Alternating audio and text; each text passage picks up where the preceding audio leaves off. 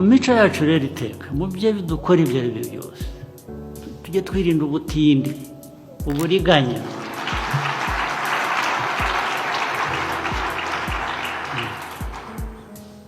Waba umukire waba umukene, irinde ubutindi n'uburiganya. Ukuvuga ngo rero icyo gihe tension yari nini cyane, abantu bica badatinya kwica n'abasirikari babo.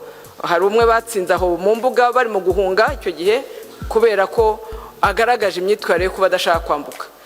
Ni ukuvuga ngo natwe rero njyewe umugabo wanjye ndetse hari na members ba famille bake, mama n'abana babiri bato bari bangezeho, n'abandi bantu bari bagiye bampungiraho, turi nk'umuryango w'abantu nk'umunani, n'abandi bacuti bagenzi banjye twari twaramenyaniye aho, tujya inama yo kutabakurikira.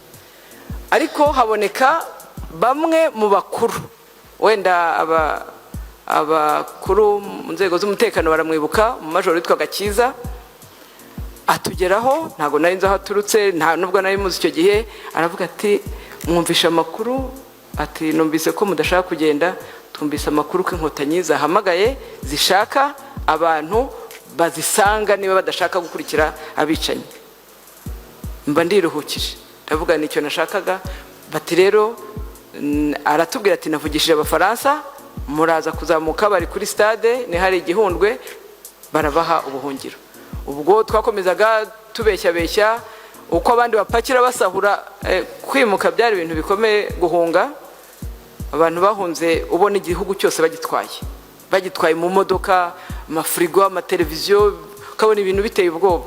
Natwe rero ubwo twakoresha amayeri bakeya, umugoroba ukubye turazamuka tujya Gihundwe, dusanga abafaransa ubwo nyine bari muri zone turquoise bayirinze, tubana nabo. Ariko ubwo abo bakuru muri twe ari bwo batangiye gusaba ijambo, nabo bahamagawe, bati baratubwira ati mwe mwikarume tuzababwira gahunda. Twabaye aho kugeza ngo twahagurutse nko mu ntangiriro z'ukwa munani, turaza baduhaye karibu, bati nimuze. Tuza tunyura i Butare, Huye, turaza tugera i Kigali ku itariki 15 z'ukwa munani 1994, tujya mu maboko ya RP. Ariko twari twatangiye kujya mu maboko yabo n'ubundi Huye, twambutse mwogo twese duhura n'inkotanyi, twishyira mu maboko yazo. Umuntu yabaga agifite ubwoba, yibaza niba koko biri bugende neza nkuko twabyifuzaga, ariko ukumva nta handi wajya, n'ubundi ntiwakurikiye, ntiwambutse umupaka, ariko waje ugeze mu maboko yazo. Ariko dusanga n'abantu beza, baratubwira neza, turagenda baturaza kuri hoteli imwe hari i Butare, baratugaburira. Bamwe nyine bakavuga ati baratureshya gatoya, ariko ntago biri burangire gutya. Turahaba turinda aho tugera i Kigali, turi kumwe n'iyo miryango yacu. Hanyuma tugeze i Kigali, baravuga ati abari abasirikari nibajye hano, abasivile mujye hano. Abasivile aho mutuye murahazi, yego mugende mu ngo zanyu ziri amahoro. Baragenda, mama n'abandi twari turi kumwe barataha. Natwe badushyira mu mabisi batuzana i Gako. Twakoze course, twahahuriye n'abandi benshi tutaturutse hamwe, dukora course. Batwigisha values, ndangagaciro z'umusirikari w'igihugu, umusirikari ukunda igihugu. Batwigisha ubumwe, batwereka ingenga bitekerezo ya genocide, ideology ya genocide, icyo ikoreye igihugu, uko ishenye igihugu. Barabidusobanura, natwe turabibona. Twari dufitemo n'abakuru benshi, generals. Njyewe nari suretona icyo gihe, menya ntabivuze, nari suretona. Hanyuma muri December dusoza amahugurwa, afandaza kudusoza amahugurwa. Umunsi nabonye afande nibwo nemeye ko mfite amahoro, mfite umutekano. Inkotanyi koko numvise ko ngiye mu bandi. Ikindi gikorwa wenda umuntu yavuga ni nka hari n'ahandi hari haratunaniye gufata, kubera yuko urabona nk'i Kanombe hari airport, kandi leta niho yanyuzaga ibikoresho, yagombaga kubiharinze na parakomando. icyo twakoze nuko twaje gukora nk'ibyo Karenzi yahoze ababwira, za rugondo ihene nyinshi kutangatanga hirya no hino turahataka, ariko habagamo imbunda hariya muri control tower. Iyo mbunda yari yaratuzonze, yaratubujije kwegera airport, ariko muri ba basirikare bacu nababwiye, arongera arayireba neza neza, arahirirwa arayireba, aratagatinga, ayikubitamo igikombora hariya muri control tower. Ibirahiye ihiye, tuba dufashe nyine ikibuga, tuba tubabujije kuguma bazana ibintu. Ndi mu bantu barihiwe n'ikigega numvaga muri Minaroke bita cya sociale, cy'abana bagombaga kurihirwa minerivare kuko babonye nta bushobozi. Turiga ukava secondaire ukajya kaminuza ukiga PhD, nta kintu twanganya n'inkotanyi. Numva urugamba rwo guhangana n'abapfobya n'abahakana jenoside, urugamba rwo kusaba abantu bitwa abahutu bumva bavugira ngo abahutu bari mu Rwanda bakumva badufitiye impuhwe. Tumaze imyaka 32 tubana n'inkotanyi n'intekerezo zayo, twese twabaye inkotanyi, nta kintu bashobora kutwigisha na kimwe, ntawe bahagarariye. Numva rero mu gusoza nakomeza gushimira nyakubahwa Perezida wa Repubulika. Mu by'ukuri urebye aho twatangiriye ikiganiro kugeza ubu, aba bantu ubabwiye ngo bafatire icyemezo bayobore, ushobora nawe kujya mbandaka ugahunga. Kubona umuyobozi wabashije kutubonera formule, tuzamushimira kugeza iteka. Inzego zose ziriteguye neza gukumira icyorezo cya Ebola ko cyaba cyagera mu Rwanda.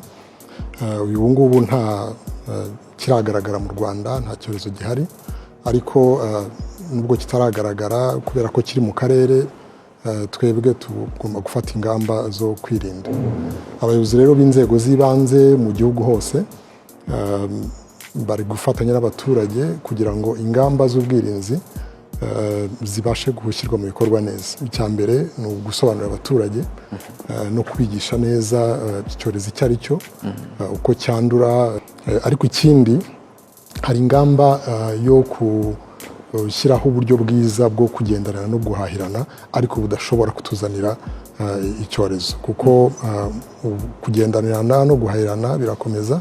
Ariko nk'uko mwabyumvise, hari ingamba yuko abantu baturutse ahantu hagaragaye icyorezo, by'umwihariko muri Repubulika Iharanira Demokarasi ya Kongo, ubu ngubu badashobora kwinjira mu Rwanda mu rwego rwo kugira ngo tubashe gukumira. Birumvikana ko Abanyarwanda bo baje baba bataha iwabo. Icyo dukora ni uko tubashyira mu kato kugira ngo niba nta kibazo babone gusubira mu buzima bwabo busanzwe. Ibyo rero inzego z'ibanze zirafasha kugira ngo izo ngamba zibashe kubahirizwa neza. Nko muri turiya turere twegereye burasirazuba bwa Repubulika Iharanira Demokarasi ya Kongo, hari ubuhahirane bwinshi bw'abaturage. Murabizi, abaturage bacuruzanya umunsi ku munsi. Hashyizweho uburyo bufasha ubwo buhahirane gukomeza. Abaturage bishyira hamwe mu makoperative basanzwe bakoreramo, hanyuma ibicuruzwa bikambuka n'ibindi bikaza, ariko ku buryo budatuma hashobora kubaho ibijyanye no kwanduzanya. Ibyo rero inzego z'ibanze ziri kubifatanya n'abaturage kugira ngo tubashe gukomeza gushyira mu bikorwa neza izo ngamba z'ubwirinzi. Nyakubahwa Mushyitsi Mukuru, banyacyubahiro muri hano, amahugurwa y'abofisiye icyiciro cya kabiri Basic Officer Training Course Intake 02 yatangiye kuwa 6 Mutarama umwaka wa 2025, agizwe n'abanyeshuri 152, harimo 25 b'igitsina gore. Mu rugendo rutari rworoshye rw'aya masomo, abanyeshuri 6 ntago bashoboye gusoza amasomo ku mpamvu zitandukanye, zirimo ubuzima, gutsindwa amasomo, ndetse n'indangagaciro bigomba kuranga abakozi b'igorora. Nyakubahwa Mushyitsi Mukuru, mu gihe aba banyeshuri bamaze muri aya mahugurwa bahigiye byinshi, cyane cyane bahawe ubumenyi mu micungire y'amagororero ndetse n'ay'abantu bafunze. aribyo twita correctional management skills. Bahawe ubumenyi mu bijyanye n'umutekano paramilitary science, kuyobora abandi leadership, kuba abanyamwuga kandi bakarangwa na discipline mu byo bakora byose, professional skills. Bakoze kandi imyitozo itandukanye ibafasha gusobanukirwa neza ibyo bize mu ishuri no kubishyira mu bikorwa, field training exercises. Bahawe kandi umwanya wo kwimenyereza umwuga, internship. Nyakubahwa mushyitsi mukuru, turemeza tudashidikanya ko abanyeshuri basoje amasomo bafite ubushobozi n'umuhate byo gukora neza inshingano bazahabwa ndetse no gutanga umusanzu mu kubaka igihugu cyacu, cyane cyane binyuze mu kwita ku mutekano w'abantu bafunze ndetse n'umutekano w'amagororero, guteza imbere uburenganzira bw'abantu bafunze no gufasha mu kubagorora bagasubira mu muryango nyarwanda ari abaturage beza kandi bafitiye igihugu akamaro.